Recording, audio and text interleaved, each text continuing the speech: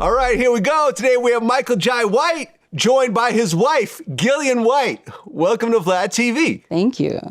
Yeah, we've known each other for a while, but this is our first time actually doing an interview, all three of us. I know. Is this your first time with a married couple? First time with a married couple. I've had dating couples before. Setting records. Yes. Yeah, cool. Well, right now, we're still in the middle of the whole Kendrick Lamar and Drake battle. You guys been following this at all? Not at all. I told you I haven't. Haven't at all. Okay. No. Well, we're just going to touch on it because I think it's important. But, you know, all of us being hip hop fans, we remember all the battles. You remember Biggie, Tupac. Everybody. Well, really just Tupac because Biggie never responded. But KRS One. I thought he did. No, not really. He gave little subliminals here and there. Okay, but he never really like fuck Tupac. Like, there was never a hit him up from Bad Boy. Okay. You know, and then like Ice Cube versus NWA. Oh, shit. It was always. It was always that one. Wasn't it Kumo D and LL Cool? No. Busy Bee. Busy Bee. I thought it was it Busy Bee? I don't know It was why I thought LL Cool J and versus Cannabis. I remember because Yeah. I totally remember that. Yeah. Yeah. Yep, that was a big one. But now the Kendrick Lamar versus Drake one. 50 and 50 Ja Rule. Yeah. Well, 50 and everybody at one point. Right, yeah. Game versus everybody at one point, you know? So I mean, that's there's part of a lot. That's part of the hip hop culture. You gotta have beef. But this one right here is a little bit different. Is it? Because number one, there's a massive amount of records from both sides. And it's really devolved into just pure gossip. Kendrick Lamar said that Drake has a secret daughter. He's a pedophile. He's a snitch. He's a colonizer. And he also said Drake shouldn't use the N-word. Drake responded to his various records. He called Kendrick a woman beater. He said that one of Kendrick's kids is actually Kendrick's manager's, Dave Free's kids. You know, he pointed out that Kendrick tries to be the Black Messiah, but his wife is a mixed queen. And it's just like... How old are these dudes? Oh, Too man. old to... In their... Is Drake? Hold on. Drake age. Drake is 37. And Kendrick is 36. Almost same age. Yeah. Wow. But the level... You know, and what's funny is because, remember, J. Cole did a diss record against Drake and then apologized a couple of days later and took the record down. And everyone was laughing at him and calling him a punk. But in retrospect, he seems like the smart one. His personal life isn't being dragged in. I mean, like, it gets to the point where, like, Kendrick dropped one of his songs and on the cover was, like, Drake's Ozempic prescription. And Yeah, man. let me see. Kendrick had a picture of, like, Drake's house and it had, like, the little pedophile, little red people. You know, when you see, like, those pedophile maps, if you go to, like, that. I'm not aware of those. But I wasn't aware of it either, but that's what people were pointing out. They're like, oh, you know, he's basically saying that a bunch of pedophiles live in this house. And it's just, and then, you know, Drake has to do a song saying he's not a pedophile. And like, it's so gossipy. And like, there's no proof from anyone about any of this stuff. Right. Yeah. At all. You know, and here I am. I would wish that whole thing was a prank. And then they just like a massive song like, together. Yeah, a massive prank. That would be cool as shit. You know, if it turned out that way. That's what I would hope. I don't think that grown ass folks, especially black folks, would stop doing this to each other. You know, I don't see like Led Zeppelin and Aerosmith doing that shit. You know, but it's connected to us tearing each other down. And we make an art form out of tearing each other down, unfortunately. I mean, yeah, Kendrick accused Drake of having a whole other daughter. And Drake was like, where's she at? I want to meet her. Like, I don't know anything about this daughter. Like, I don't think that part was even true.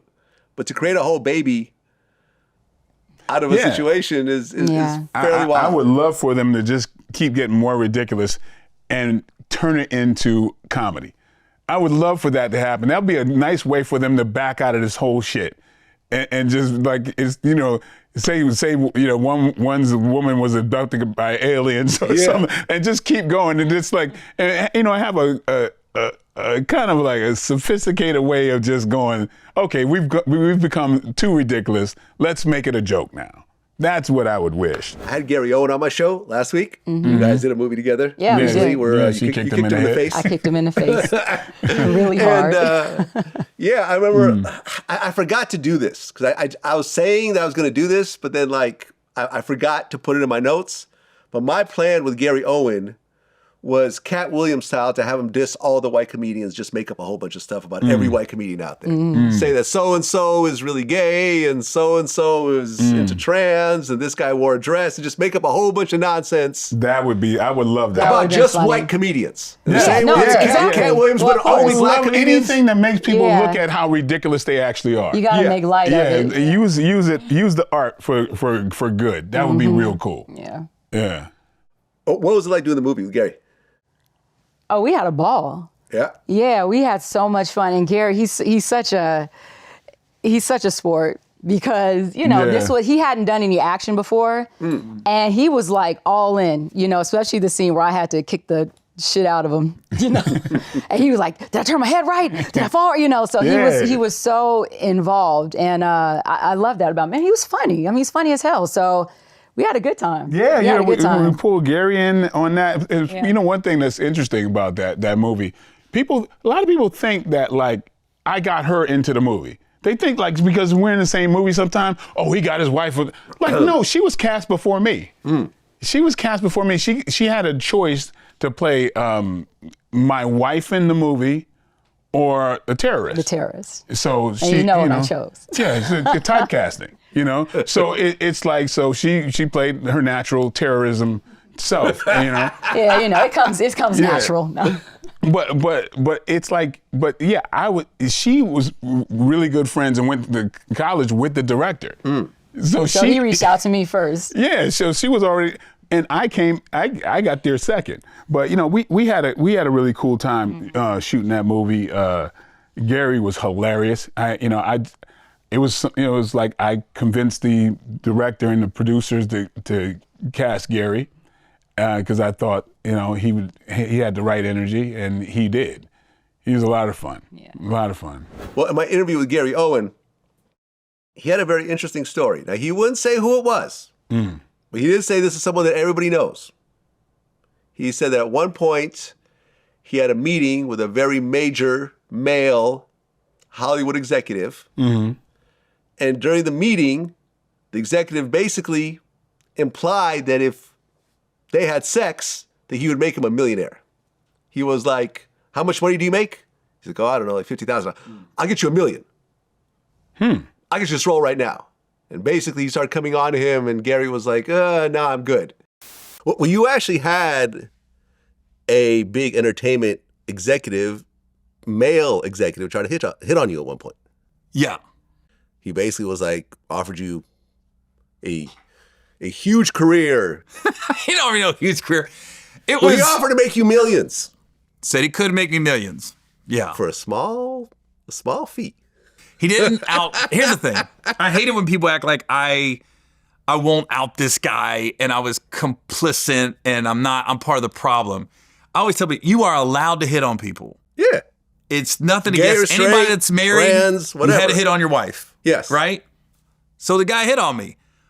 There was no promises, other than that, obviously. But there wasn't no, you're not going to get this job. Because I still got the job I was in the room for. So there wasn't like the guy took away work from me. There wasn't no Terry Crews shit. I wasn't touched. There was no pro. It was just like, in the room when somebody's hitting on you. Now, Gary ultimately got the role. So it's not like he kind of held sex over his head. He got the role, and he wouldn't say who it was, but he did say this is someone everybody knows. When you hear about situations like that, number one, have either of you gone through something like this? I've never had to deal with that in my whole career. And I mean, I'm so happy. There was a time when I did one movie and they wanted me to do a little nude scene in it. And I was like, I'm not doing it. And they actually were like, this is one of my first movie roles, and they were coming down so hard on me. They called my agent. My agent was like, you need to do it. They were saying they were going to blackball me. It was crazy. And I was in tears because it was like one of my first roles. And I remember thinking, my whole career is going to be done because I don't want to show my breasts. You know what I mean? But I'm like, I'm not trying to start my career on that path. I mean, that's not, you know, for one, I'm not comfortable with that. But two, I don't want to start my career with people thinking, oh, this is what she does. She's cool with that. And yeah, it was a mess. And finally, the director came in and he stood up for me and he was like, you know what, you don't have to do it. And, but yeah, they were literally met with me and were like, yeah, you're never going to work in this industry. You need to do this scene. When it comes to stuff like that, isn't that initially in your contract? When you sign a contract, don't you agree to certain things? This is a long time ago. And this was in the beginning of my career. You know, I got some agent and, you know, this was a pretty well-known movie. But I didn't know all the ins and outs. I was very green, you know, so I didn't know, oh, I should have a nudity clause and say I won't, you know, I didn't know all that yet. So yeah, I didn't have anything written there, but they just kind of threw it at me on the day we were shooting, like, this is what you need to do. And I'm like, I'm not doing that, you know? So, but that's how a lot of women get treated. And, you know, they just throw stuff at you and they're like, we're going to blackball you. And so a lot of women will go for it because they don't want that to happen to them. But I've always been the type, I'm not going to do something I don't want to do, period. And I was like, well, if that's the end of my career, I guess I'm going to be a waitress somewhere because I'm like, I'm not doing it, you know? I mean, is blackballing really a thing in Hollywood? I know, like this gets thrown around. Oh, you'll get blackballed. Oh, I got blackballed. My career didn't go anywhere because I got blackballed. But is it really a thing considering how many movies there are, how many studios, how many independent, you know, projects and so forth? Is it really a thing? Not really. I feel like only in very small segments can you do that. Like, say the music video world. That's a maverick world. Yeah. Every little thing is its own little kingdom. So somebody running the thing can say whatever they want. Right, like Hype Williams could not like you. Yeah, so he won't hire you again. Right. Yeah, so yeah, that's a little kingdom in and of itself. But back in the day, there were people who wielded a lot of power that could do that. But no, you can't really do that nowadays. You got to do something egregious to get blackballed. There's nobody that has that much power.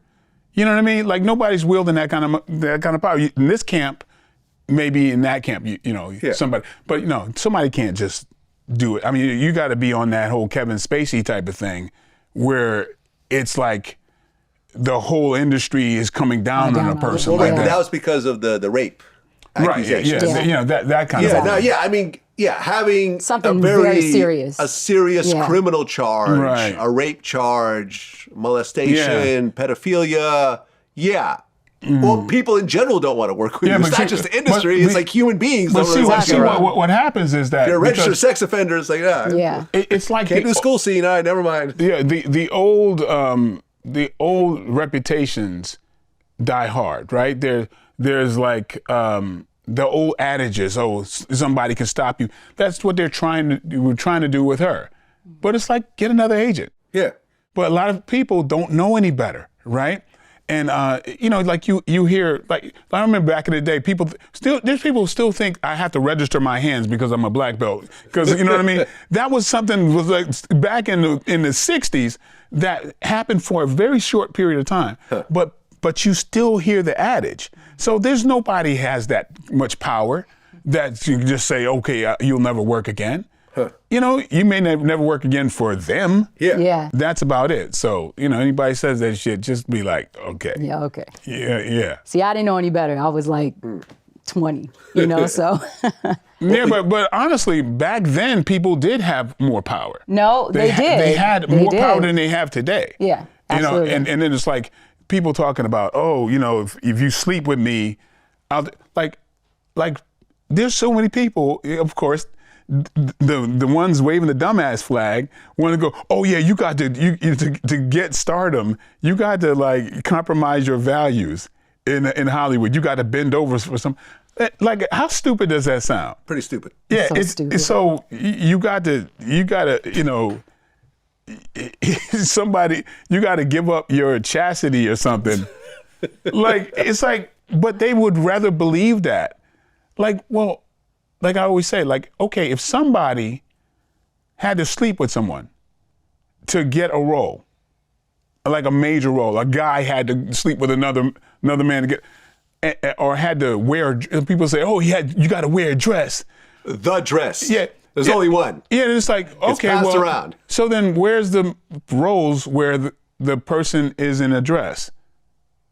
Because somebody took the role, right? Where's that role?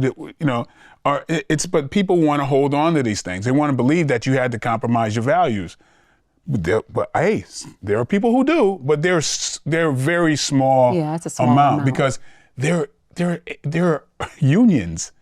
There are people, you do that and say that somebody has to sleep with you because to hire them. Guess what? The union, the boss or the studio boss is going to X you out if they find out about that. You ain't got that much power. Ain't nobody got that much power. You know, and then a lot of the bosses, you know what sexual proclivity they have or the orientation they have.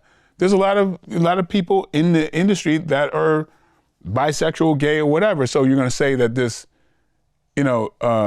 woman had to compromise and the boss is gay? Like, you know what I mean? A lot of these things don't make any sense. You can't, and especially nowadays, people are checked. What can happen on a little small video or small set, it can only happen there usually. I mean, and especially now, like nowadays, where even people who are powerful get reprimanded and their careers get destroyed.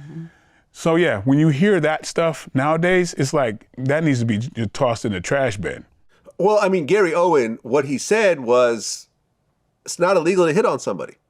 There's nothing wrong with that. Gay, straight, whatever. You know, I've had women hit on me. I've had men hit on me. You know what I mean? It's like, all right, having a man hit on me is a little weird, but it's not my thing, and I just walked away.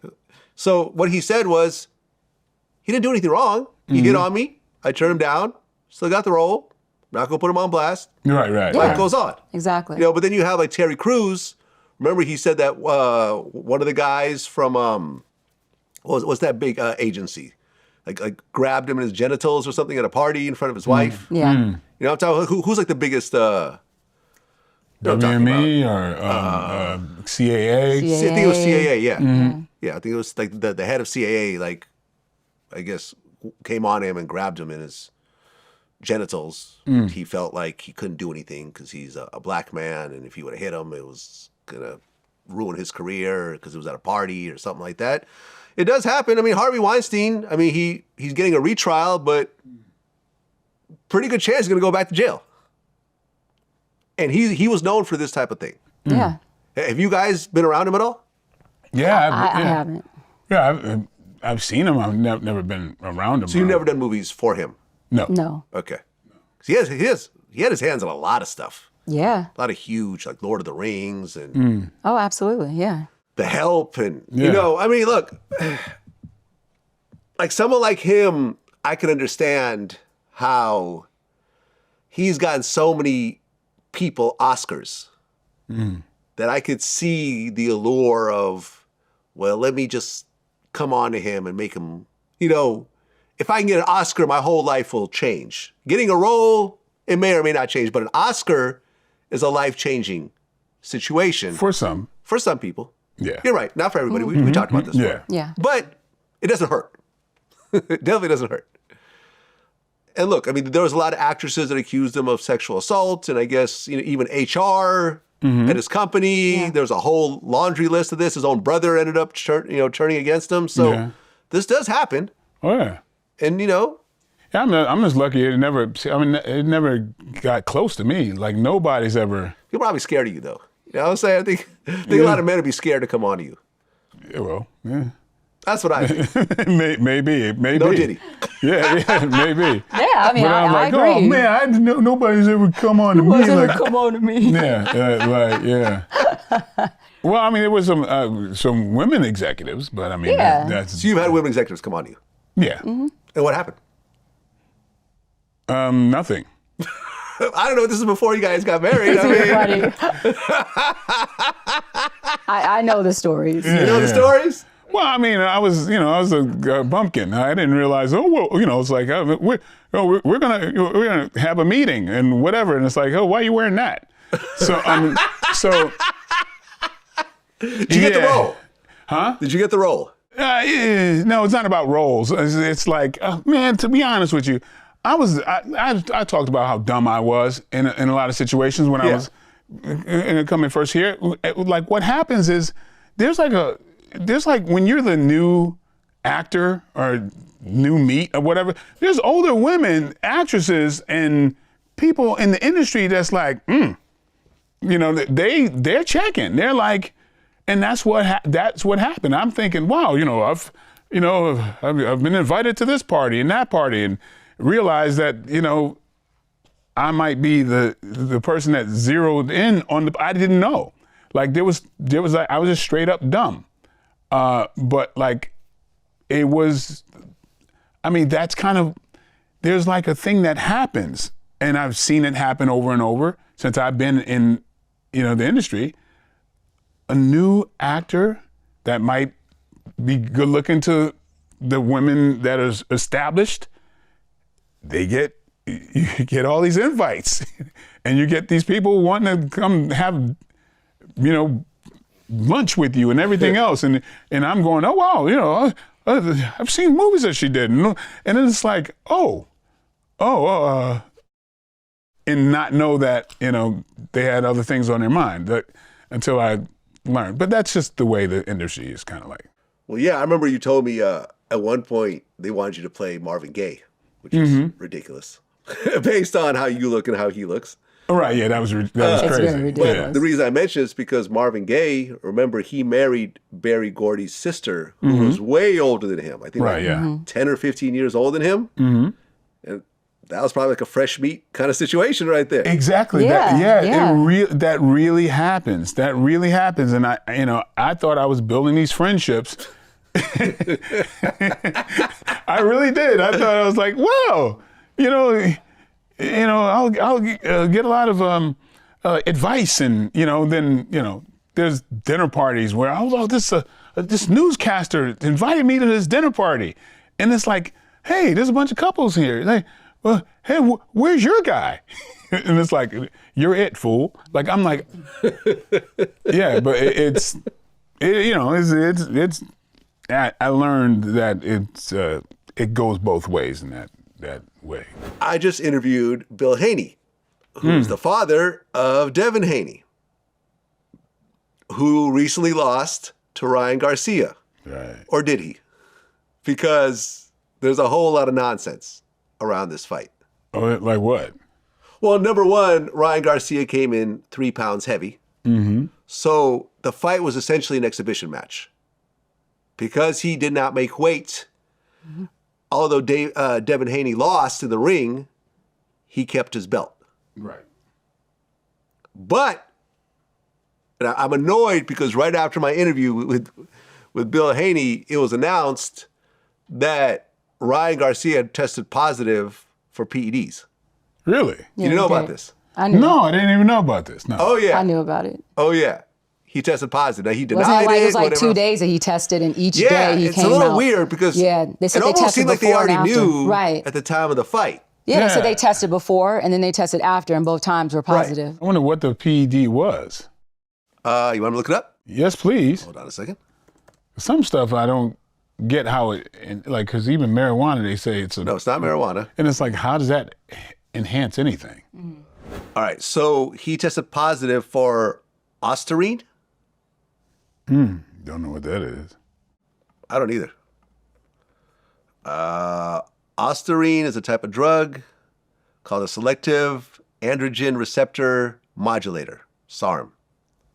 It's not approved by the FDA. Sometimes found as supplements. And I guess what he said was he was taking some supplements, and I guess some of the stuff was in there. Okay. That's his excuse. Yeah. Did you watch the fight?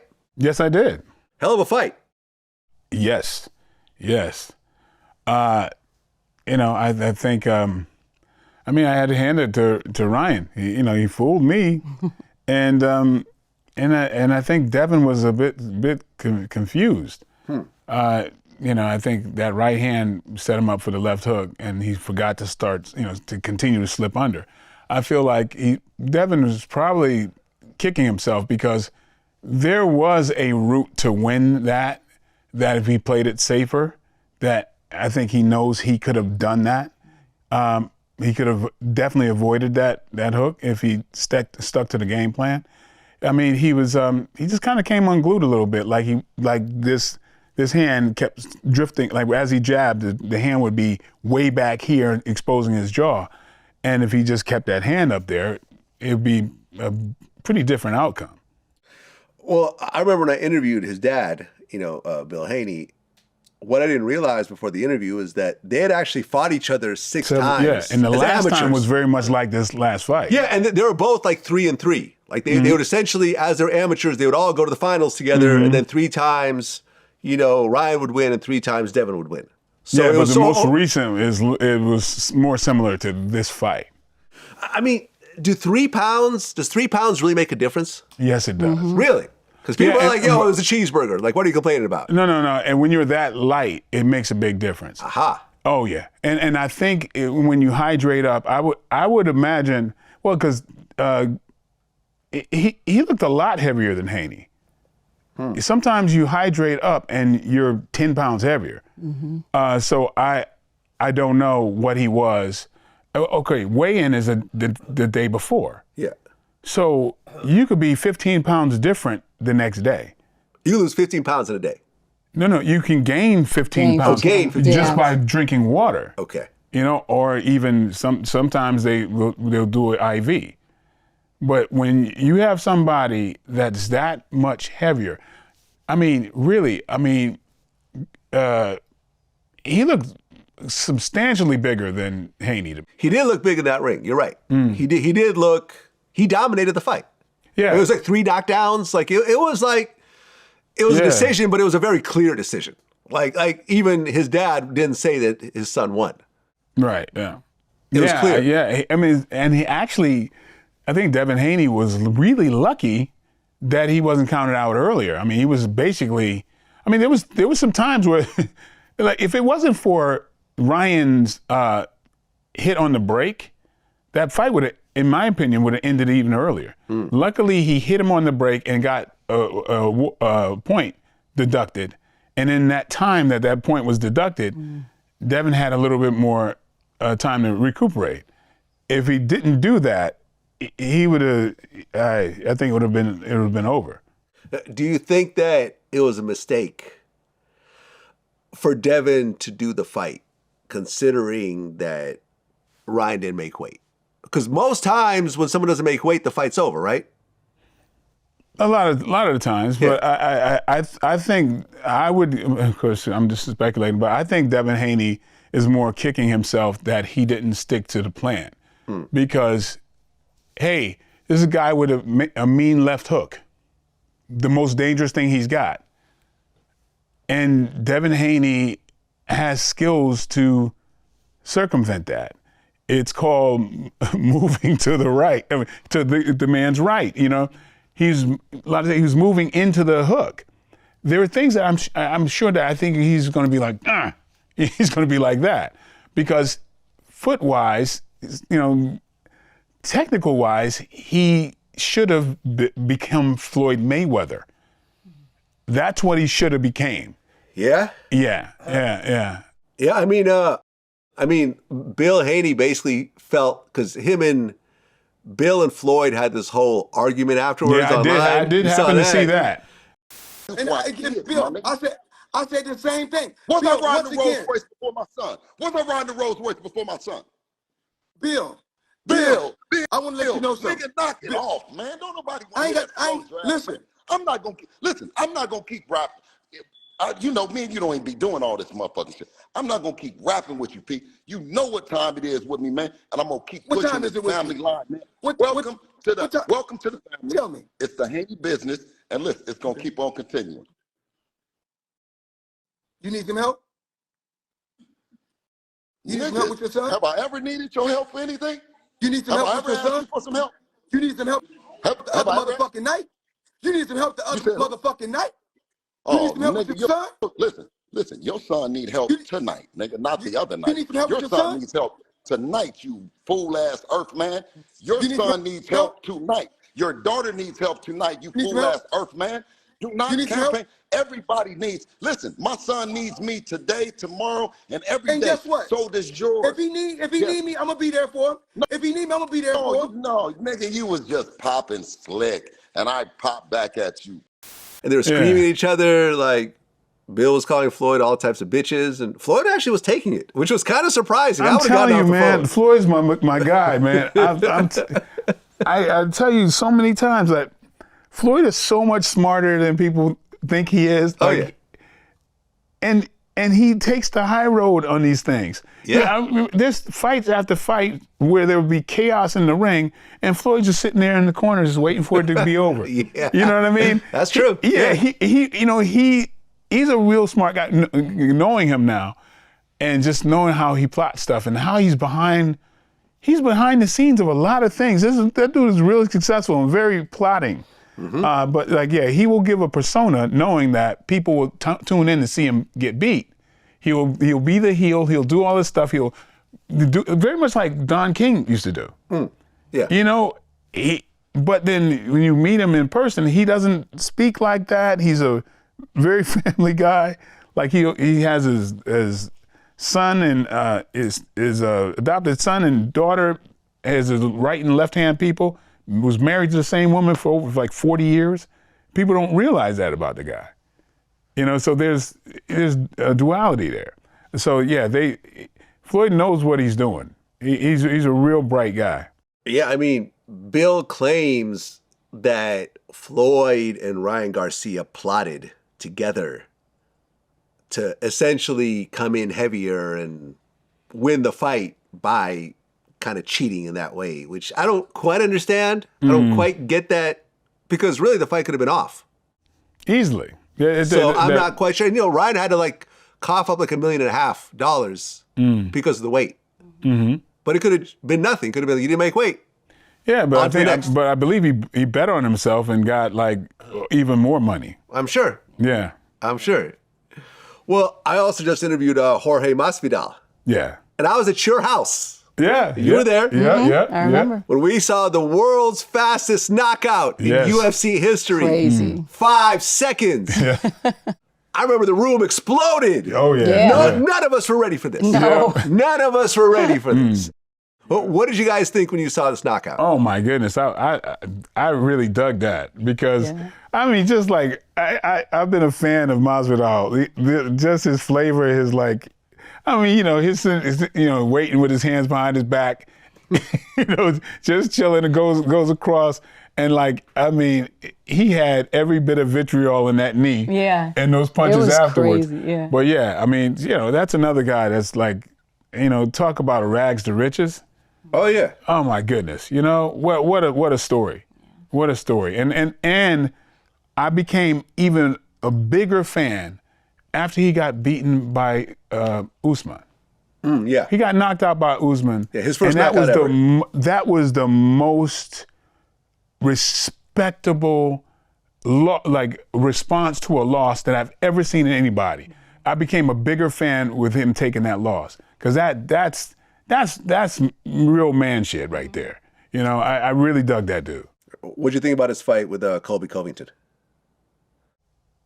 Oh yeah, I think it was a little emotional there. I mean, they hate each other. Yeah. And they used to be best friends. They used to live together. Yeah, but no see, that's the task, man. Like when you become emotional, you become myopic. You don't stick to the plan as much, and that's the thing. You know, you think about what you can do to somebody else, but you don't think about what can be done to you. That's a mistake that a lot of people make. You got to be fighting wise. You got to be emotionally content, you know? And, you know, you take the emotion out. Like if I'm beating you and I look like this, you start to drown yourself because I'm not giving you anything to feed off of. You know, it's kind of, but if I'm like in your face, you dig down because you want to get me back. But if I'm like, you know, just cool and tagging you up, it starts to mess with you. It'll mess with you. So I give you no emotion, you know, you're gonna second guess yourself. Right, because you guys actually train together. Oh yeah. Oh yeah, all the time. Yeah. Who usually wins? Who do you think we fight each other? I don't know. No. I think if that was to happen, I'd have to say him. That would never That happen. would never happen. That I'm would joking, never. of course. I know. She would win because I wouldn't defend myself. Plain and simple. But That's true. that's That's me very with true. that's me with any of my friends. I don't care. I don't give a damn. There's nothing that a friend could do or a family member could do to me that'll make me strike them. It's no fucking way. It's been tested. Yeah. I can't do that. Yeah. I will never do that to somebody I care about. Well, after Jorge lost to Covington, he caught him outside of like a steakhouse and broke one of his teeth, allegedly gave him brain damage, got arrested in the process. Right. Allegedly, Yeah, allegedly. I mean, We didn't get arrested. We talked about it. It's weird, the Kobe Covington thing. There's like, is the cat real or not? Like he's such a heel and everybody says he's such a piece of shit, but is this a character or not? We've talked about that a lot. Right, yeah, because I remember running into him and he had his MAGA hat on. And he ran to me and my best friend, Frankie. And it was a few of us, but he got out of the car and he looked at us and he was like, and the look on his face was like, yo, this is just a gig, dude. Like, it's just like, and I was like, yeah, and he's like, it was just, this whole thing was like, oh, nah, this ain't, like, it was like, oh, yeah, I see it's your kind of shtick thing. But, I don't know. I mean, because you'll hear good and bad things about a lot of people. Well, Jorge actually started doing backyard brawls with Kimbo Slice. Oh yeah, absolutely. I don't think he never fought Kimbo himself, but he fought Kimbo's guys, right? Oh yeah. Well, he fought. They're from the same area. Yeah, it's Florida. Yeah. Yeah, I mean, do these backyard brawls still go on? Yes. Yeah. Really? Yeah. Right, yeah. because Jorge's actually has a bare knuckle league right now. Right. And it's illegal in most states, but a few states, it is legal. Like Mississippi and a few of the southern states. And I talked to him, I said, is it a lot more dangerous to do bare knuckle? And he said, well, yes and no. Because I guess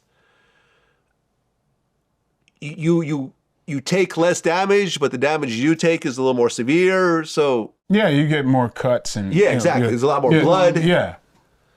Would you ever do it? Me? Yeah. No. I mean, back in the day, yeah, but not now. It's like, I wouldn't do that. Like, yeah. And you and Kimbo were close. He did Blood and Bone. Yes. But what did he die from? Was it a heart attack or? I believe it was heart related. Yeah. Huh. I've heard different things about, like, there was some struggles. I know one of his last fights, he wasn't doing very well, like cardiac wise. Yeah. And so it sounded like it was a deeper struggle. Because he didn't really do that well in UFC. He was like a backyard brawl legend. And I get to these videos of guys with their eyes hanging out, eyeballs popped out. But like when it came to the actual UFC, you would think that he would be the biggest thing ever. And it was kind of the opposite. No, yeah. Well, I knew it was like, because it's kind of like street ball compared to professional ball. Aha. A lot of the fighters, you grew, like, it's like street fighting. People are not skilled in the basics. It's like blood and honor and guts. So yeah, the people are like, when I've had fights in the street, it's like the flaws are huge, right? But they're not aware of it. They're swinging from back here. They're doing all these things that you're equipped to go, wow, and you exploit those things. That's why we used to spend time with Kimbo, because I know he's venturing into it. And it was Boss Rutan was training him. A number of people who really liked him, he was an amazingly likable person. But one of the things Kimbo used to say to me is, like, he used to try to manufacture hatred to fight everybody, and which is a big mistake. Same thing we were talking about with Masvidal. You don't want to do, that's the opposite. You know, you really don't. So yeah, there was a lot of things that, and of course, Kimbo came into it older than most of the fighters. So he had a lot of things working against him. I mean, was he good at groundwork at all? Because, you know, in these backyard brawls, it's just stand up. They stand you back up. So you can't stay on the ground. Yeah, you can't stay on the ground. You know, I mean, why did he go into UFC as opposed to boxing? Either way, it would have been pretty hard for him to transition because, see, one of the things about UFC people don't realize is that, I mean, this country, we're steeped in wrestling. People have wrestling in high school. Yeah. And college. Yeah, I wrestled in high school. Exactly. Yeah. So if you're in the backyard brawl, there's no cage to be pent up against. It's a cage befits the wrestler because I could pin you to something and lift you off your feet and put you down. You can't go anywhere. In a ring, you'd be outside of the ring. You can't do it. So just having that cage benefits the wrestler tremendously because there's something, you know, you can get trapped. So, I mean, there's so much that you have to learn just going into that octagon situation. Just the cage by itself is a whole nother world. You know what I mean? So it's not the rope that you could bounce. You can't do anything. All these other little skills. So it's that's why the UFC is wrestling is probably the biggest component of your skill set in a UFC type fight. Well, the reason why Jorge actually interviewed was because he has an upcoming boxing match with Nate Diaz, who he's beaten in the UFC before. Right. But now they're actually boxing. Mm-hmm. How do you think that's going to work out? Because Nate boxed Jake Paul and lost. Mm-hmm.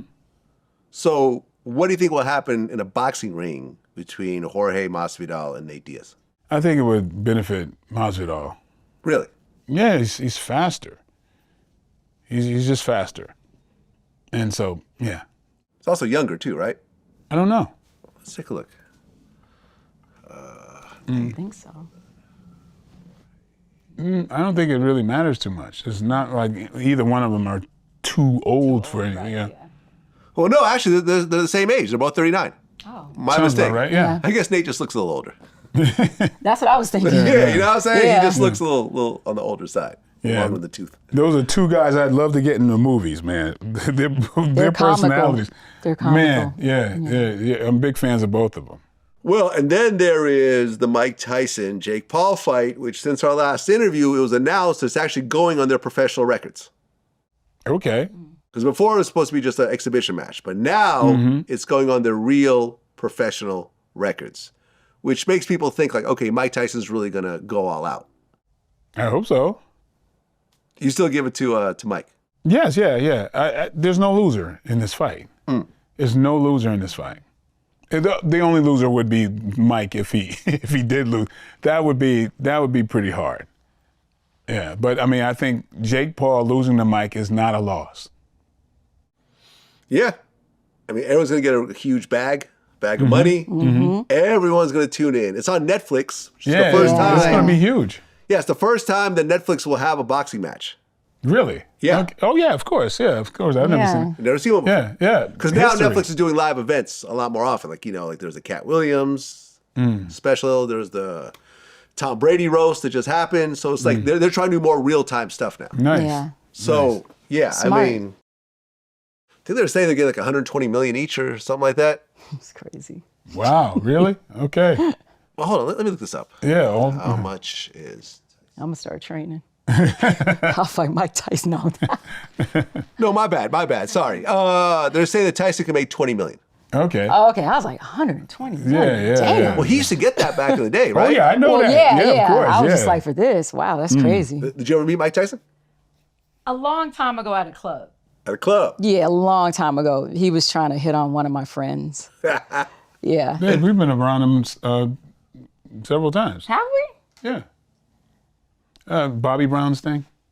Oh, right, He was right. here. Oh, that's true. Yeah. Yeah. We've been to events with him. Yeah, Absolutely. yeah, and then, I was thinking about the first time I was ever around him. Yeah. Yeah, it's been you know, I've been around him several times. Yeah. But, you know, it's so weird because I played him. Right. And so I don't ever want to talk about that stuff. And it's just like, I just stayed on Yeah, my, right. you know, I was just like, it's just, I feel like I'm invading your life. personal life, right. I'm you. Yeah. It's just weird. So, Yeah. but, you know, we've been around each other a lot of times, you know. But yeah, we never have to talk about that. You know, he talked about it one time, a long time ago. Well, yeah, I remember when I mentioned your name when I interviewed him, he said he did a pretty good job. Michael Jai White played you in the film. What did you think about his character? I don't know. He did a good job. I think the film was garbage. You know, he did some things that I thought that I could assimilate that being me. But yeah, I think the movie was really bad. Bad movie. Which is that was a nice tremendous compliment. Yeah. You know, playing himself, you know, it's like someone playing him. Mm-hmm. I mean, you know, you could. Yeah, it's hard to, you know. It's hard to pull it off. Yeah. I don't know how that would seem to him. Like, you know, Right. you're watching a guy play you. Play you. You know what I Yeah. mean? So yeah, that must be weird. Right, and you're not Yeah. involved in it because he was locked up at the time, right? Yeah. So you got someone playing you, and you have no say in the way they're playing you. Yeah, but when I was doing it, I fought for his side because I felt like I understood and I identified. You know, there's so many things that were so parallel in our lives. Yeah. You know, so it's like, you know, my thing was I'm going to do it the best way I can. You know, but yeah, it was great to hear from him that he dug it. Yeah, but because we had been around, you know, like the whole thing with the setup with Bob Sapp. Oh yeah. You know, I was training Bob Sapp, and we engineered Mike Tyson going into the ring, challenging Bob Sapp. That was all of us doing it, but like, you know, but it's cool. It's cool to see him get this payday, and I hope he represents. You know. Yeah. Yeah. Now, Gillian, you were born and raised in L.A. Mm-hmm. And you're Black, Irish, and Native American. That's true. And little mix you're up. a star basketball player and a homecoming queen in high school. Yeah. And originally you wanted to be an FBI agent. I did. So you're the feds. People I call me the did. feds. You're I the know. feds. Yes, I know it's hilarious. Yeah, it was weird. I saw Silence of the Lambs Oh, okay. back in the day, That was a classic. and I was like, I want to do that. That's what made me want to like go into that kind of work. And I've always been very observant.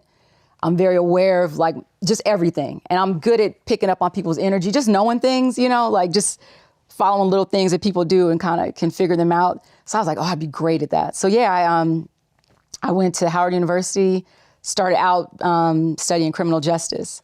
Didn't you get a scholarship from LAPD? Yeah. So you're the police too. I know. So, see? I got a partial scholarship. Police and the you feds know? are right here. It's not me, y'all. It's you. I was it's a smart student. No. But yeah, I was. Okay, so I you was wanted to be a definitely- cop and a fed, and you did neither. I did neither. People talked me out of it. They talked you out of They it. did. They were like, you're a pretty girl, it's dangerous, something will happen to you. And it started getting in my head, and I got scared. And so I was like, maybe this isn't for me. And, but I was minoring in dramatic arts. Okay. So I was like, it was always like more of a hobby for me. I never actually thought I'd be an actress. So I just kind of went in that direction. So in college, you actually met Tupac, I did. and there's a photo Yes. of the two of you together. Yes. People like to say that photo is the reason why Michael Jai White hates on Tupac. Exactly. I've seen that. They've All put these over two the pieces internet. together. They've cracked the code. Yeah, it's so funny. When people have an agenda, they will find anything to try to validate that. I'm like, Yes. how do you find this old ass picture of me? Let me tell you the story. I've always been a hip hop dancer. I used to battle in clubs. I battled when I got to college. Everybody knew that about me. So it was hip hop week or conference at Howard University. Everybody comes up there for that. Every hip hop head comes to Howard University for that. And so people knew I danced, and Tupac was performing, and they were like, asked a couple of me and my friends, they were like, you guys want to dance on the stage? And I was like, hell yeah. That was it. Afterwards, I took a picture with him. I mean, I was such a tomboy. Like, I wasn't thinking about, I didn't even really know Tupac. I mean, I knew his music, but I didn't know him. you know, I was just excited to dance on stage, you know, with somebody who was like, a rap star. I had a flannel shirt on, and I was like, oh, I wanted to make my outfit cooler. In the picture, I have this cap on my head. That's literally the sleeve off my shirt. I cut it, made a hat out of it just to like look cooler. And afterwards, I asked, could I take a picture with him? He was like, yeah, we took a picture. That was it. And everybody wants to say, that picture, you see that hat is my sleeve. I cut it off, you know. Oh, you made I cut my sleeve off, tied the top of it, and put the arm part on my head to look cool for the show. Tupac looks very happy to be taking a picture with you right here. I'm just saying. I was cool as hell. He should be. No, I mean, I was just a cool ass person, and I was a good dancer. You know what I mean? So, but it's like, I could see if that picture was like I had some little sexy dress on with my boobs hanging out and my ass out. I'm literally like, I look like a dude in that picture. I have like baggy ass jeans, a big ass flannel. It's like, come on. And then I'm hating on Tupac. He's hating on Tupac. It's the dumbest shit ever. Like, he was a friend of mine. How am I hating? He knew Tupac better than I did. Yeah. They were friends. I just took a picture with him. How is that? Just because I'm pointing out to intelligent people, not the dumbasses. Dumbasses need not apply. The fact is, and I've noticed that since I said that, you know how many posts are out about exactly what I said? Other people are talking about what's the intelligent part about it is, listen, take it from a guy who's in the industry about images, right? There's something to learn here. The brother that was 17 years old, less than 2 years, created a persona that freaking convinced everybody.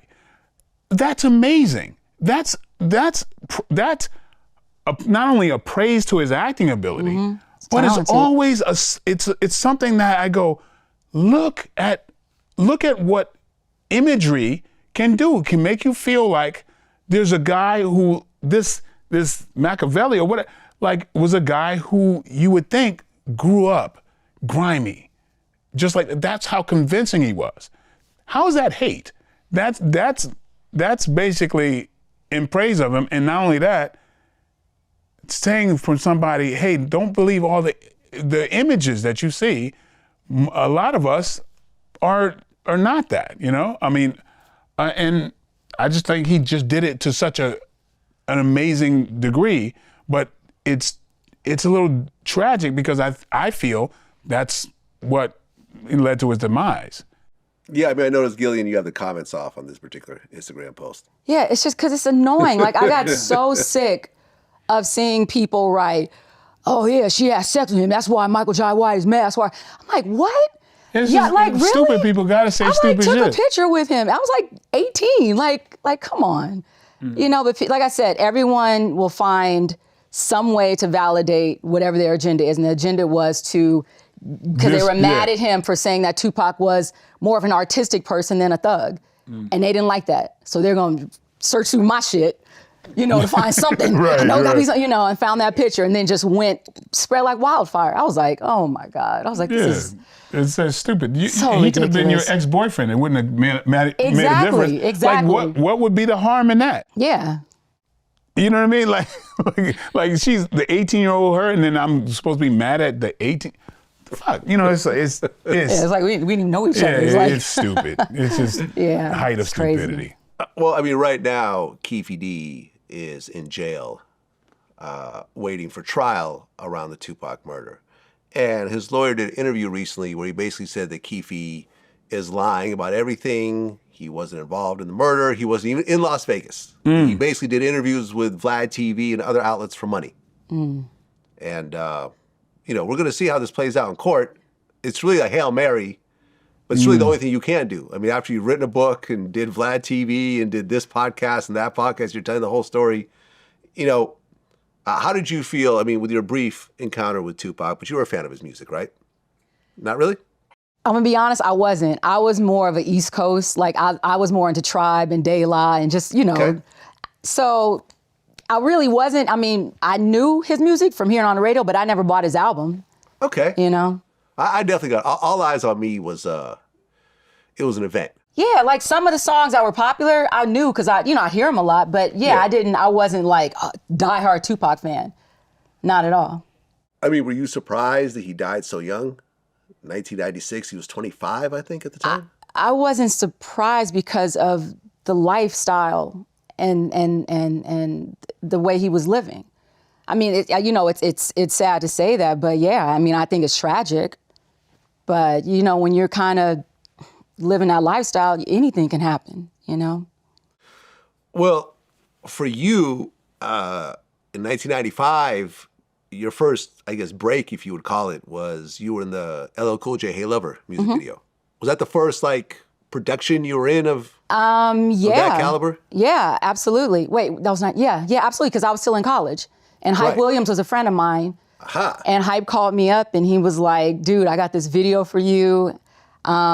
You're perfect for it. And he was like, send me some photos. I went in the backyard and took some pictures and he was like, I want to make sure LL approves of you. And he called back, he's like, yeah, he likes you. He's like, okay, cool. So next thing you know, I'm in New York and Miami filming this video. And I was like, this is so cool. I'm still in college, so I kind of got a little famous at Howard University for that video. You got beef with LL Cool J also? Or you got beef with LL Cool J also? Just checking. Since you got the Tupac beef, there's LL Cool J beef. No, there's never been a beef with LL Cool J. Exactly. And I worked with him years later on NCIS too. Okay. Yeah, which is cool. I mean, Hype Williams, honestly, I'm going to say is the greatest music video director ever. Like what he's... I'll never say anything bad about Hype. That's Belly was literally a life-changing movie for me. When I saw the Jamaican club scene with the dance hall and the DJing, I said, oh, I want to do that.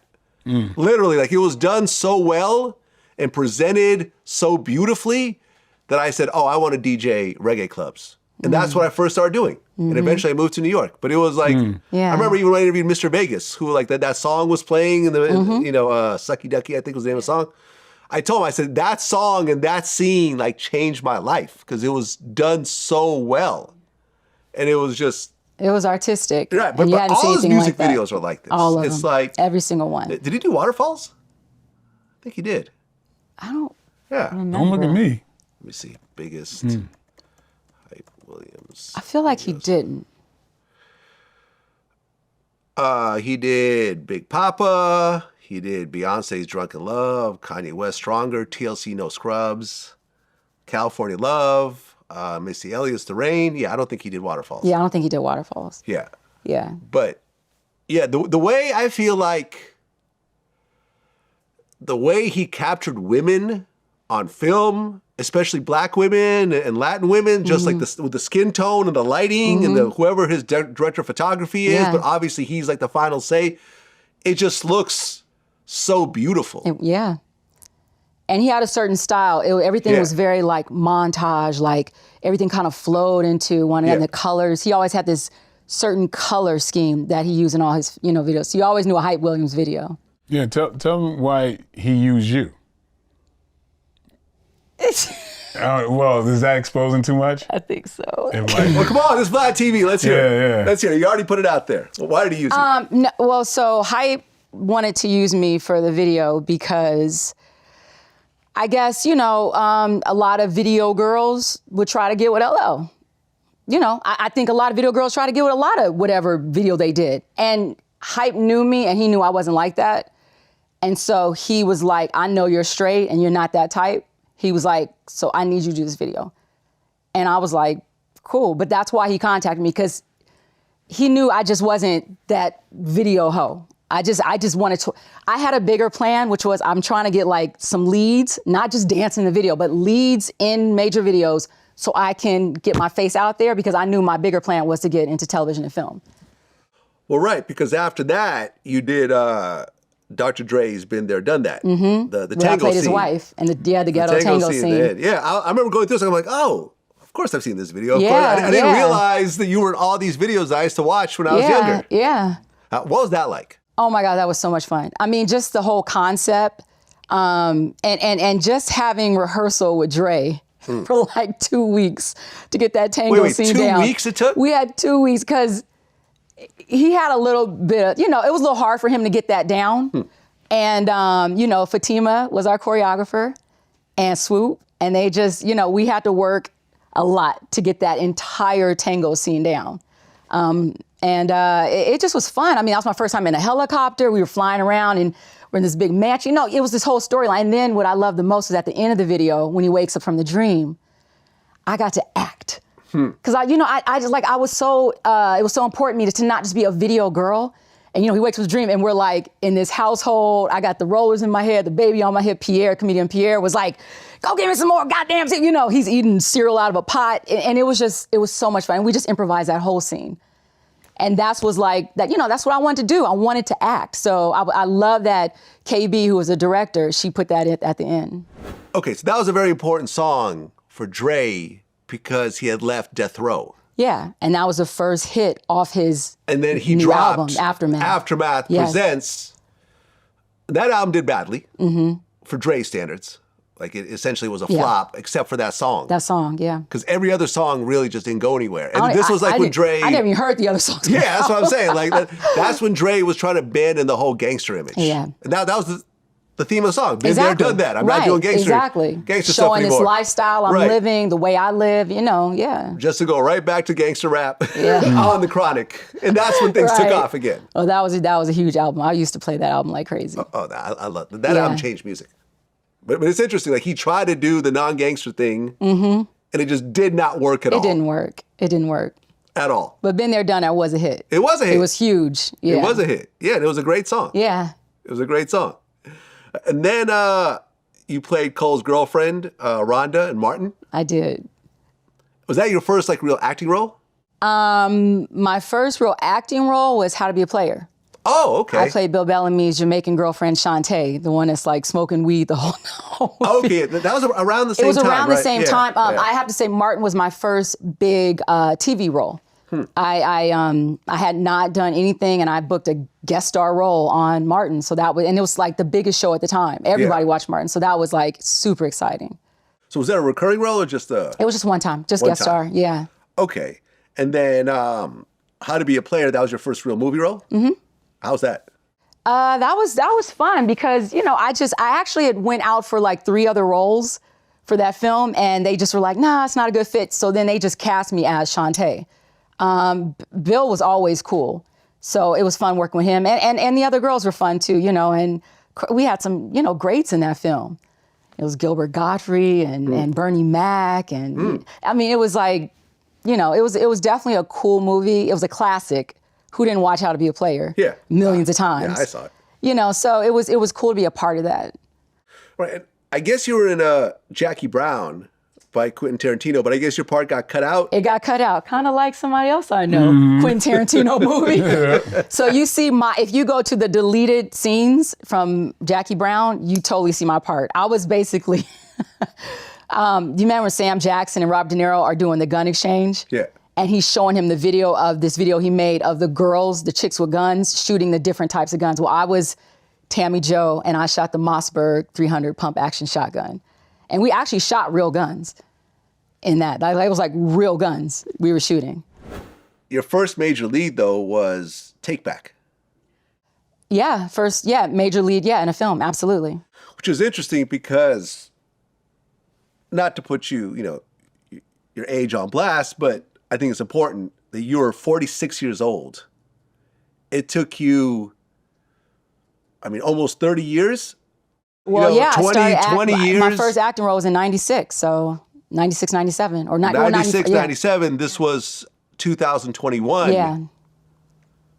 25 years? Right, to get my first lead role in a film. That's such a huge amount of just focus because it's not like you're making a ton of money on all these other roles. Yeah, it's just, you're getting guest star. I did tons of guest star roles on TV shows. I was on Xena Warrior Princess. I was down in New Zealand shooting that. Right. I did soap operas. I was on Young and the Restless and Days of Our Lives. But, everything was just work to try to get to being 46 years old and a lead role in an action film. It's crazy, but... were there times you were like, this just is not working out? Oh my God, do you know how many times there was in my life where I was like, why am I doing this? why? Like it was just because with acting, it can be a lot of ups and downs. It could be you could be working, and then all of a sudden you're not working at all. And those are the times you're just like, what am I doing? And I felt like that a lot. And there were times when I was just like, I'm giving this up, and I'll go and try to do something else. But then it just, I'm passionate about it, so it'll always draw me back. What would you do when you would leave acting? Like my family had a business. They had accounting business. So I'd go work there. There was one point where I started doing massage therapy for car accidents, for like sports injuries. It was like medical massage. Okay.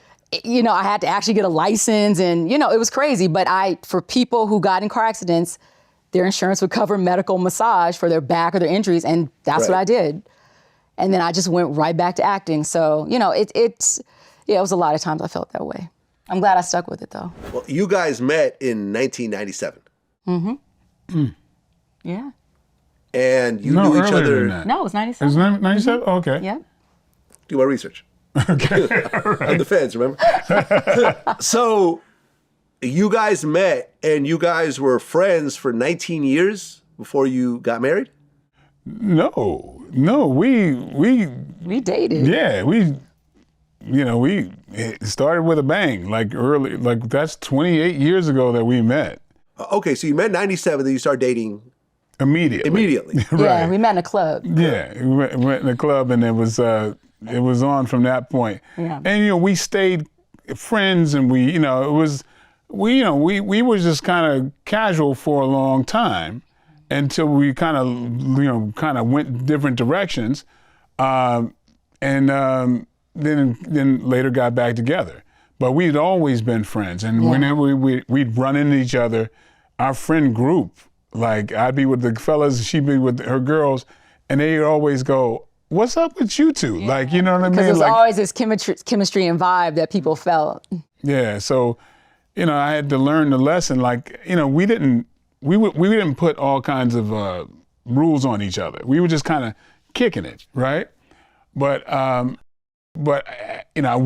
it's the thing that makes me kick myself, because had I investigated what we could really become at that point, I would have never lost track. We were just on some good behavior shit. Mm-hmm.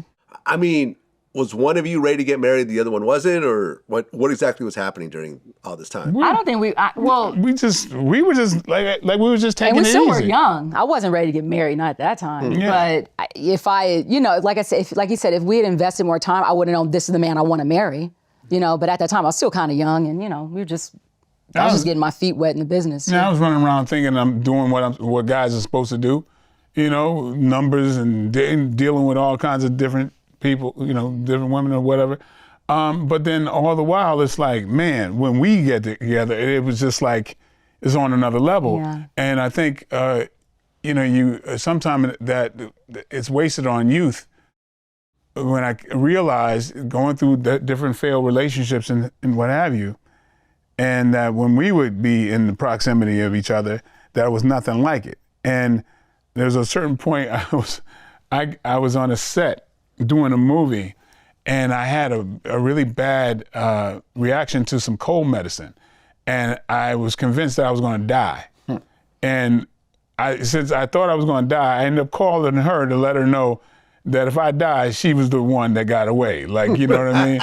And literally called me. I was like working out with my friend. I was like, what? Like, I'm dying. Yeah. So I professed everything, and then I wound up living. So you gotta follow through now. I'm glad you ended up living. Yeah. So I was like, oh. Said a lot. So then we got together, and it was. You never really looked back. Yeah. All right, so then you guys got engaged? No, we never got engaged. No, because I read that you guys were engaged for 3 years. You read everything. We you never believe got everything. engaged. We never. It's We never like got engaged. we was beyond that shit.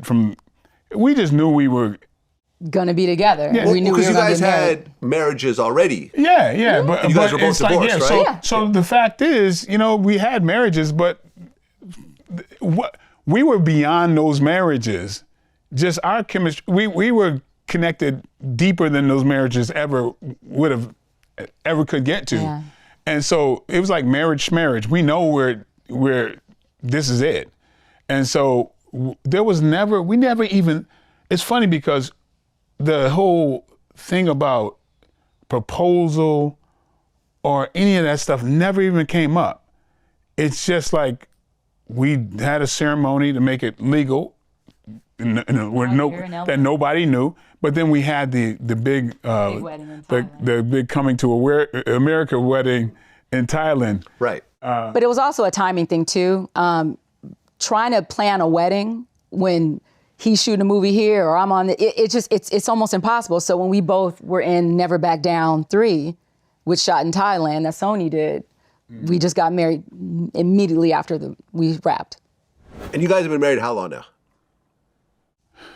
Yeah, but like a little bit more because we, like I say, we technically got married earlier than, but a lot of just like that ceremony is about 10 years ago. 10 years, yeah. But we got married before that. So how many years since you officially got married? Oh, what is it? 12? Like I forget. It's like it's like Probably we like both forget. Yeah. We both forget. We don't. Sometimes we don't remember. We don't even remember what day we actually got legally married because it was just like this quick little thing with Yeah. And we kind of look at our wedding, like the actual thing in Thailand. That's the day we celebrate because that was a big wedding. I mean, you guys have done like a podcast together about relationship advice. Well, and you guys are about to film more of it. Yeah, which is why I brought you guys here together today. Yeah. Right. Yeah. We just to go back with this a little bit. The history of doing this podcast or reaching out to others really came because of her. When we'd gotten back together, she would like share her experiences on Facebook and all this, and right. And I was like, I don't want to put my business out there. Like it's like, but she would always be pretty exposed with her feelings and everything else. Until I said, man, I can't just leave her hanging like that. So I wrote something. And that, was like apologies to my exes. Basically because it was this thing I said, this is what my exes wanted. Like what we have together, somebody that you see every day, that you never get tired of, that you can't wait to, share your day with, that you like when women were asking for that in the past, I'm like, that's no haps. I didn't think that could happen. There's nobody I wanted to talk to every damn day, right? But so when I realized we had that type of thing, I go, oh, apologies. That's what you wanted. But so, that's when I pinned this letter, and I thought it was just going to go to my Facebook friends.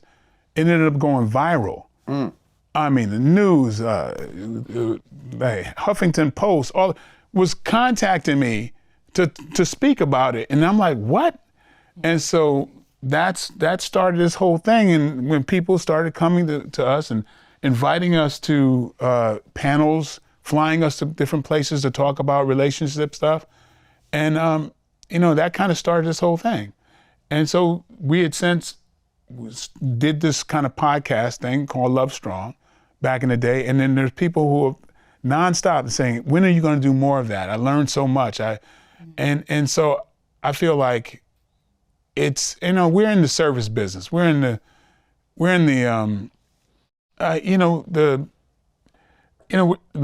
servants. We are entertainers, but it's about giving back, helping others. Yeah, absolutely. So, so from the heart, it was like, okay, let's do these issues. Let's speak about these things that you don't really hear spoken about very much. So we then started back our podcast. We started doing some lives, and we're gonna relaunch on May 13th. May 13th. Yeah.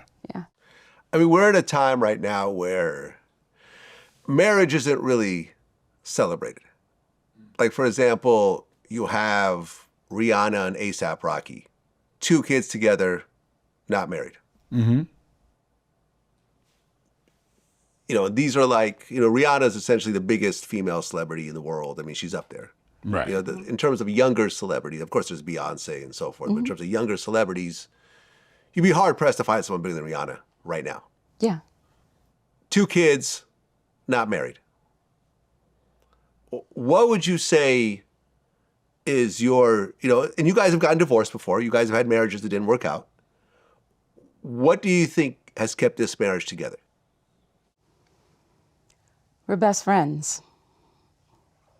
We're best friends. And like, that has a lot to do with it. But of course, there's no ego in this relationship. Like none. What does that mean?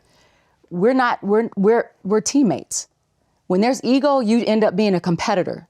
Someone always wants to be right. Someone always wants to be the one who knows more, or this dynamic, and no one ever wants to back down, or no one wants to say, "Oh, I'm sorry, I made a mistake." No one wants to be that person. It's not like that with us. We rarely fight. Like, it's kind of crazy how much we don't argue because there's so much communication and so, like, the ego is non-existent that it leads to us not really arguing, and we just talk, and we're kind of like when you're with your best friend, you just everything's just good, and that's how it is with us. Yeah, we grew up not seeing a relationship like this at all. I've never seen anything like this. We knew dysfunction, we knew a lot of that, we knew bickering, like I said, that a lot of divorces. Yeah, that self-hate thing goes deep.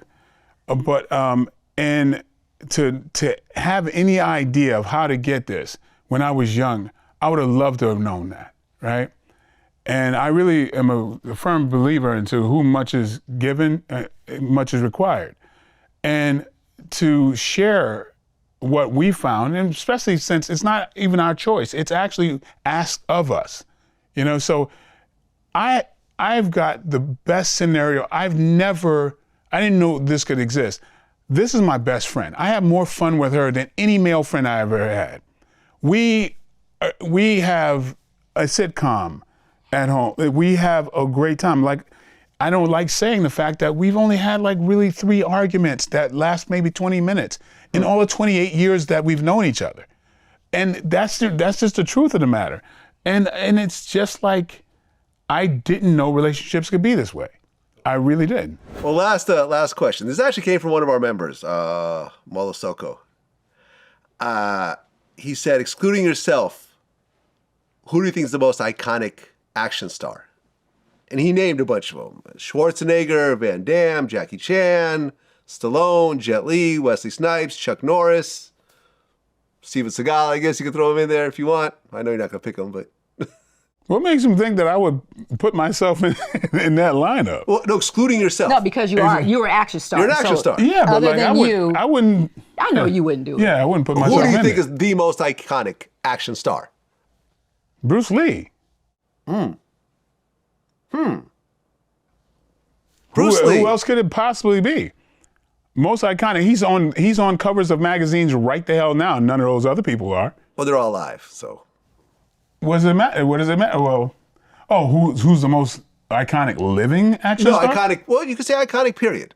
I see what you're saying. I see. Like, Bruce Lee is an icon. But then again, I feel like dying young puts you in a different category than everyone else. Like, if Schwarzenegger died at 30, I think everyone would still be like having Schwarzenegger posters and stuff like that. Now you never got to see the old Bruce Lee who had a beer belly and gray hair and Yeah. You know what I'm saying? Like, has arthritis and, Well, I mean, iconic action stars for me, it's kind of I go Harrison Ford, Bruce Harrison Willis. Ford. Oh, okay, all right. Yeah, because you forget that Harrison Ford is an action star, but he is. Yeah, he's one of the biggest. I mean, the fact that he's a great actor kind of supersedes a lot of these other things. But it's Raiders of the Lost Ark, Star Wars. It's so many things. Air Force One. There's all these things that are like, that are just like. So when you think about Schwarzenegger and Stallone, you're thinking only action because they don't really translate That's all they into. do pretty much. Yeah. Yeah, they don't. So they're defined as action stars. But when you put Harrison Ford in there, and you realize he is an action star, a global action star, and Bruce Willis, but not only is he action, but he's got this dramatic quotient as well. And so I put those guys up above the just action stars. Who would you think is the greatest black action star of all time? Greatest black. Wow, I never thought about this. The greatest black. There's of course Wesley Snipes. Then you could take it to like Jim Kelly. No, I can't do that. Wow, man, you came up with a good. Can I answer? Yeah. Michael Jai White. I was going to bring that up actually. See, I can say it. You are. I'm sorry, it's true. You are. I mean, I can name the other ones. There is Will Smith. No. There is Denzel Washington, who does a fair amount of action. There's Carl Weathers. You can kind of say The Rock, although he's racially kind of, all over the place. Mm-hmm. Well, when you say The Rock, I mean, he'd have to be, I think he would be that. But then there's, but even above Jim Kelly, you got Jim Brown, Fred Williamson. Right. This is crazy that I never even thought about this area. And then But in terms of action? You. I mean, you're not going to say that because you're humble, but I can say it because I'm your wife. And I mean, I'm just saying, in terms of action, like you do your own stunt, like you do it. You know what I mean? A lot of people have stunt doubles doing their stuff. You don't, You do your own action. You have a whole bunch of action movies that people like. You don't use stunt doubles at all? No, unless somebody's got to get burnt up or something. Yeah, like that. if it's something that could harm him and like shut down production, No, the fighting stuff, no. He does all his own fighting. But it's like getting thrown through a window down the stairs. That's a stunt double. Yeah, I remember I interviewed AJ Johnson, and his dad, I guess, started like the Black Stuntman like association. So I guess before then they would just have white dudes that would just wear blackface. You know what I'm saying? And then like they did Yeah, that. and then Jim these guys Brown were like, was "Yo, really why aren't you guys using us for black movies? Like, it doesn't make any sense." You think about it, it was Jim Brown that really kind of started a lot of that because he was the only one for a long time. He's like the first guy, Dirty Dozen and all those type of things, Slaughter and all those movies. So did you actually answer the question yet or no? The greatest black action star of all time. He's stuck. I was saying The Rock, I guess. I think The Rock is definitely like one of the biggest, clearly. And he's I like The Rock. He's just a great guy. He seems like a really nice guy. There's something wrong with you if you don't like him. Yeah, he just seems so freaking nice. Like you want him to be your friend. But in terms of like actually doing action, I'm just saying. I'll think on that. I'm just saying. So you can't answer right now. I thought I did. I mean, You said The Rock. Yeah. The Rock. So you I would think put, you would the put The Rock biggest- over Michael B. Jordan. Yeah. But what about you? Would you put The Rock over Michael B. Jordan? Yes. Oh, okay. Absolutely. Well, Okay, well, you mentioned Michael B. Jordan in the beginning. That's why I'm saying. Am I I mixing? didn't mention Michael B. Jordan. No, you didn't mention Michael? Am I tripping right now? You did. Okay. He did the Creed movies, right? Yeah. And then what else? Black Panther. Black Panther. Oh, right. No, he's a certified action star. Like, Oh no, I'm not knocking that. I was just saying I don't know him for doing other than those two things. That's it. Creed and Black Panther, right? I mean, he has other. I mean, he had an Amazon film. It was like one of these like. Oh, the like military. Yeah, like Navy I didn't SEAL see type that. things. I I mean, remember he's done a them. fair amount of stuff. Okay. I wouldn't put him over The Rock though. Rock's an icon. I think Rock, if he ran He's for an president, icon. if he ran Yeah. for president, I think he would win. I wish he would. Yes. Yeah. Yeah. Yeah. So Yeah. The Rock, that's the greatest living black action star right now, 2024. I mean, he kind of gets the biggest movies Yeah, if you think about absolutely. it. No, he's yeah. a huge star. I like The Rock. Yeah, everybody does. Yeah. Yeah, he's a real humble dude too. That's what I like about Oh, him. really? I never met him. Yeah, you see him in gyms all the time. I mean, he's like, Just nice. yeah, we have a lot of friends in common. Yeah, I almost bought his old house. I remember we looked at it, and it had a huge gym inside. Oh, I'm sure. Massive gym. I'm sure. In Hills, actually. It was like a massive gym. Yeah, I mean, I guess if you're thinking about doing an action movie and you have an unlimited budget, the first person you would probably call is The Rock, and see where that takes you. Yeah, it's an interesting topic because you start thinking about, because of course these movies are huge. They're huge action movies. You don't know how much he's doing it. I mean, you know what I mean? It's weird. It's kind of like. Well, that's how that's even what I was saying. and it makes me think even in the Harrison Ford thing, he's in some of the biggest action movies. Right. But how much of the action is are he they doing? actually doing? I think it's a lot of the stunt doubles that are doing it. It's interesting. Yeah, I mean, because these when you days, say great, yeah. greatest can mean like there are a couple of different things. Physically great at it, or in the greatest. Yeah, or in the greatest action movies. Yeah. Last question. This actually came from the comments from my member community as well, from RSD-EDS. He asked, how does it feel about Scott Adkins taking over the Undisputed franchise, although Scott was originally playing the villain in the movie that starred you? Oh, that's a good question. Whoever, what's his name? It's initials. I don't know. It's a bunch of letters. That's a good question. Now, Scott is like a little brother to me, so I love the man, and we got some other stuff coming up. But what it is, as you might have spied, there is a certain attitude in this business. There's a certain thing to where, they,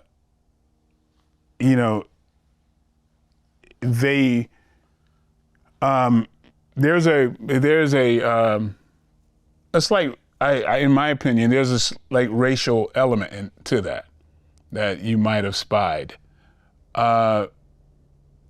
was the villain in that, and when we talked about a third movie, I was to find out the agenda of the movie maker, and I don't look for a racial component in anything, right? So for me to say this means I really have reason to understand why they did it this way, and it was clear to me that of that old thing of they felt that to keep it, to go on with the franchise with someone who was white might yield them a bigger audience. Though that second movie was probably the most successful of the whole bunch. Yeah, they're saying, that Scott Adkins kind of really took over in the second movie. Like, he really kind of stole the show. Mm-hmm. Would you agree? No, he was given the show. Right, but I'm saying he really excelled in that role. Oh yeah, quite on purpose. Like, here's something I've never even exposed about this. That role was supposed to be Dolph Lundgren. Oh. Yeah. Okay. And Dolph's myself, kind of a little older though. Right. Myself and the director fought for Scott Adkins to do it. They even wanted me originally to play a martial artist that overcomes Scott by the end, but I fought to be just a boxer who has to humble himself and learn a little bit of martial arts to dominate Scott's character, to beat him. And because I thought it was better for the movie's sake than just my own. And I encouraged, because I remember when I did the movie against Jean-Claude Van Damme in Universal Soldier 2, a lot of the things that my, kind of acrobatic and some of my advanced techniques was cut out of that movie. All right. And, my light was was being dimmed. And I vowed that I would never do that to someone else. So I really encouraged Scott to do his best stuff. And I'm proud of that. And so if they made the decision to go on with that character, that's them. I mean, what's his is his, what's mine is mine. Never looked at it any differently. but we fought for Scott and won. And so I think, I was clear that they wanted to go that way for racial issue. I mean, really, it was quite clear. So yeah, that's what happened there. But all blessings to Scott. He had no part in that decision. He's just going to do the best he can, and I'm proud of him. Gillian, do you have a favorite movie that Michael did? If you were to pick one movie. It would have to be Outlaw Johnny Black. Right, which you were involved in as well. Yeah, I was a producer on it. Yeah. But I just know the amount of work he put into this film. I mean, he was the director, he wrote it, he starred in it. I was with him on set every day. I saw the amount of work he put into this film, and then I saw the outcome of it. The whole cast, it was just, and what we went through to get this movie made. I love it, and I love how it resonates with so many people. The message of forgiveness. Yeah, I mean, I saw the early screening at your house, and then when you guys had the premiere, I went to that, and I think it's on Stars now. It is. Yeah, you can actually watch it for free with the Stars. So it's great to see it because it was a theatrical release, and then it was. I remember it was on streaming. You could rent it and buy it, and now it's on Stars. So it really seems like a movie that's really still reacting, and people are still wanting to see it. Yeah, that's one thing I'm very proud of. There's a number of movies that I've been behind that even in the industry, they expect it to go here and then tip off, but they just continue to do this. Yeah. With Black Dynamite and Blood and Bone, and now with Outlaw Johnny Black, people keep following it, and the audience tends to build, and that's a sign of a classic. And that's what I'm very proud of that, because again, there's obstacles that we're all that we continue to face, and some of these are the old boy way that they're doing things, and they won't put money into marketing like they would another type of movie. But the cream rises to the top. People start seeing what you got, and people love the word of mouth, and that keeps you relevant. And I think as time goes on, people are going to start unpacking more and more of what that movie delivers. So, I'm proud of it, and I feel the same. It's my best work, I feel. There's a movie that we have coming up called Trouble Man that I think is going to make a strong mark as well. Yeah, absolutely. Yeah, so it's it's just such a blessing that we're doing what we worked hard to do and paving our own way. Well, yeah, and you said in one of our interviews that this is the most financially lucrative movie you've ever done because you were involved in the entire process. Yes. You did it all independently. Now, I remember as you were filming it, it took a while.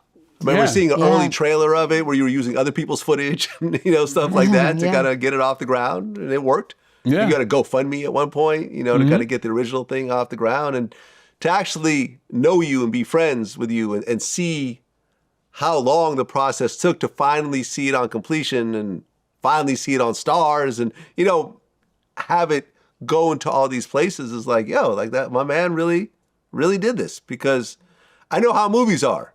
They can fall apart at any moment. Yeah. Right? I mean, Samuel Jackson was supposed to be in it. So things you plan it out, but movies never go according to plan every time.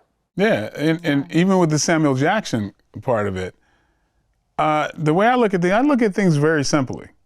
He was going to come to set, but he had just had a back surgery.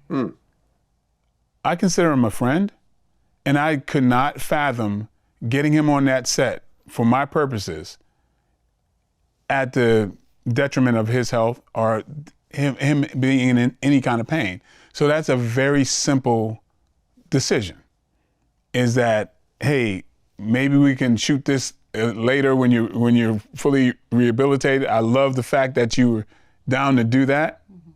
But I look at friendship and just integrity, like, I look at that as primary. And I'm always going to live that way. There's no price tag to my honor, my word, or my beliefs. So that's yielded me some good stuff. And I don't know, what's priceless is the respect that you have with your peers and in the industry. That's something that I think, you got to have that authenticity. You got to have that. That's what's behind it all. And telling stories that, I guess have something to say. Mm-hmm. That's what I'm about. I can't wait to actually be behind the scenes for good eventually. That's what I'm going for, and I want the new action stars to come and let me be behind them and making the moves. Yeah, that's my goal one day also, but here I am still doing interviews. Well, we every still time you try to get it, pulls you back in. Yeah, we still got the lampshade over our head doing our thing, but it's a matter of time because we start getting our funding together, and everything keeps moving in the right direction, which is cool. And it's funny because I remember when I interviewed Fred the Hammer Williamson, and I had you come in the middle of the interview, and we were talking about different, famous, accomplished black actors, and he was talking about Samuel Jackson. He was like, "Yeah, Samuel Jackson, his movies don't make any money." And I remember seeing Michael's face. He was like, "Oh, I know I'm around my elder here, so I can't really say anything, but I am not co-signing this right here." No, and then we looked it up, not co-sign and that. he was, I think, like the number one or number two. No, he's the number one. Number one biggest grossing actor who's alive. Yeah. Maybe even all time at this point. Samuel Jackson ain't the greatest fucking actor out there, but he's making gazillion dollars. Because when they think of 5 roles, they think of Samuel Jackson, Denzel Washington, blah, blah, blah. Maybe 3 or 4 guys, right? But the black audiences in the ghetto don't really give a shit about these guys. Let me tell you. They don't give a shit about Samuel Jackson. They don't give a shit about Denzel. They like guys like him, guys like me, but we ain't getting 20 million a picture or 10 million a picture. We got to fight and scrap and dig our own shit. We got to make ourselves viable by ourselves. They get created. But if a studio brings them in, they just automatically, this is Samuel Jackson movie, right? And how many fucking movies has Samuel Jackson made that made money? The money that he makes and the money that it costs to make a film, they don't make even, man. They don't make any fucking money. I'm gonna tell you now, those movies don't do shit. Because the budgets are too big, and Samuel Jackson ain't that big of a draw. But to white Hollywood, that's all they know. Denzel Washington, Samuel Jackson, and maybe 2 other guys. I can't even remember who they are. Yeah. Freaking He love was Tony Sam Marvel Jackson. movies and Star Wars movies. He's in so many franchises. Yeah, Like, he's an it's action crazy. star also, and he if you does think not about it. stop. And it's funny He's because like the most working that kind of actor. reminds me when years ago when I ran into I was in this what's it? I forget the name of the restaurant, but I was talking to Jim Kelly. This is of course some years earlier, and we got in this conversation, and Jim Kelly said to me, "Man, they will never have a black superhero," and I'm like, what do I tell him? Because I just done Spawn. Right. It hadn't come out yet, but I'm like, do I tell him that you happen to be talking to the guy who played the first black superhero? Or shut the hell up, respect your elders, and don't one-up this man. You have too much respect for him. Yeah. But it was a very similar situation where it's like, let me not say anything, let me not be right now because it's not that damn important. Yeah, it's wild. I just looked it up. Samuel Jackson is 75 years old, and he's still actively working all the time. He doesn't even look 75. No, he looks like 55. Yeah. But he's doing like the Shield show on, Disney Plus. else. I mean, if they do another Marvel movie, they'll probably throw him in. He's in everything. Yeah, he's just doing everything. And he's Capital a One joy, commercials. man. You see how much of a good time this man is having. Yeah. You know, that's why he looks as young as he is, you know. It just seems in Hollywood, if you have the ability to keep working, like if it doesn't, like if you're not like a Bruce Willis that ends up, you know, going through dementia or whatever, if you're still lucid and you can work, I feel like no one really retires. You think that's true? If you enjoy yourself on that level, man. And people are still asking you to do stuff. I think the alchemy of it with Sam Jackson is that he remains very rooted. He's just real. Like, I think if I called him right now, he'd answer. That's the kind of guy he is. And, you know, and I'm like, you still have this number? Yeah, man, I ain't changing this number. Too much money connected to this number. That's what he says. Yeah, and it's like, that's the biggest movie star in the world. Like, you know what I mean? But he's that's what I'm always talking about, man. When I'm talking about this stuff, and I feel sorry for the people with the big ass egos. That's what I'm saying, man. Like, you got some, we all should be like trying to be like a Sam Jackson, who ain't taking himself so damn serious and doesn't have to shout their accolades from the rooftop. You know what I mean? Like, but the people who have a fraction of his talent want to act like they the baddest shit since sliced bread, right? Oh, yeah. Come on now.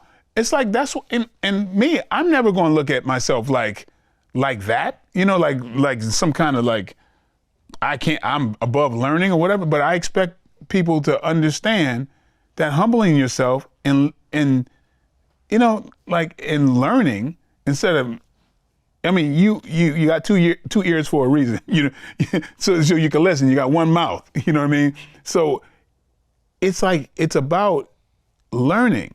Shut the hell up. You don't know everything. Be humble. And if somebody presents something in opposition, listen to their ass. You can only gain by opening your damn brain up a little bit.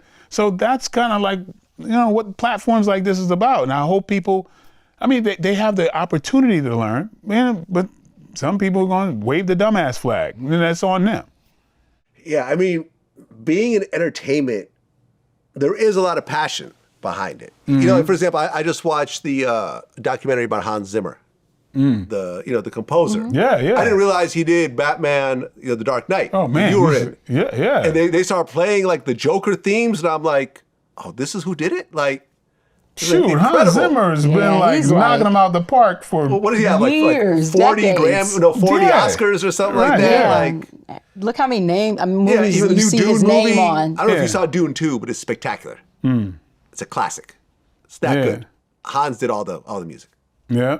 And it's just interesting when you see these guys who are older, and women as well, who are older but are still functioning at the highest level. Like they're outdoing themselves in their 60s and 70s and continuing to get awards and continuing to push the envelope. And I think that's why so many people really want to be in Hollywood or want to be in music or whatever else, because they know that they're not just going towards a retirement. Okay, I just got to be here until I'm 65 and then I could retire and then I'm going to die a couple of years later because I'm bored. You know what I'm saying? It's like, it's a real purpose and a real drive. Yeah. It's amazing to see it. For those people, it's not about the money to these people. Oh, yeah. It is not about the money. You know, it's not about the money for me, too. It's about really the experience and the joy of it. You know, it's like you're really blessed if you do something and it's out of your love for it. You know, it's like like they say, you never really work a day in your life if you're really enjoying what you're doing. Yeah. Yeah, so that's a real blessing. That's a real blessing, and you know, I'm sad for people who get into this business because they want power or money or attention. Yeah. You know, and those people never never find it. They never find balance and peace because they're doing it for the wrong reasons. When I was watching the Hans Zimmer documentary, they were just talking about all the people he worked with, and Steve McQueen was there, and he did 12 Years a Slave. He was talking about how Hans Zimmer called him up one day and was like, hey, I heard you're doing a movie. I want to do the music. And he's like, we can't afford you. Like, why are you calling me? This is a small movie. Like, you're Hans Zimmer. Like, don't worry about it. Don't worry about it. I just want to do it. whatever. I love that. Whatever. I love Yeah, it. They just did all like- the music to 12 Years a Slave, and 12 Years a Slave swept, you know, I mean, won a bunch of Oscars and, you know, considered one of the best films of the year. And it's like, it's so great to see somebody who's just, they're just about the art of it. Yeah, like, It's not about already the wealthy. money. like Yeah. a gentleman that wealthy. wants to, you know, be part of the soundtrack for this movie. There you go. Hit them up. Yeah, like there Hit 'em was, up. you know, well, there's we played one of the tracks for this musician by the name of Steve Lynn Morris or Stevie Wonder, who says, "Man, I want to be on this track." I'm like, "What?" He's like, "No, it's about helping. It's about, you know, being a part of something." And I'm like, "Wow," you know. And so it's, you know, I love that. And when you have something like, you know, people like that uniting, and you know, these are the things that can turn things around to where it is its own reward working together and being a part of something that, you know, these movies, they outlive you, man. And I feel like, you know, we get a chance to do this. You know, it's like we ran away from home and joined the circus and made a living at it. You know, how all cool the is misfits. that? Yeah. Yeah. Yeah. Well, Michael Jai White and Gillian White, it's a pleasure to finally sit down with the both of you. And I've been around you guys for a while. Right, and I can right. tell you Yeah. that this chemistry that you see on screen right now, this is exactly how you guys are in real life. Exactly. And Thank you. I've always admired and respected your relationship. Thank you. And you know, how people say relationship goals, I feel that these are, you know, we're seeing relationship goals. Oh, Right. thank Thanks, you. thanks. We appreciate that. And yeah, we look forward to sharing, you know, our, you know, info with other people, and, you know, and encourage them to follow our podcast called Love Strong. Love Strong. May 13th. LUV Strong. Yeah. Yeah. That's how we're going to end it. Until All right. next time. Cool. Peace. All right. Cool.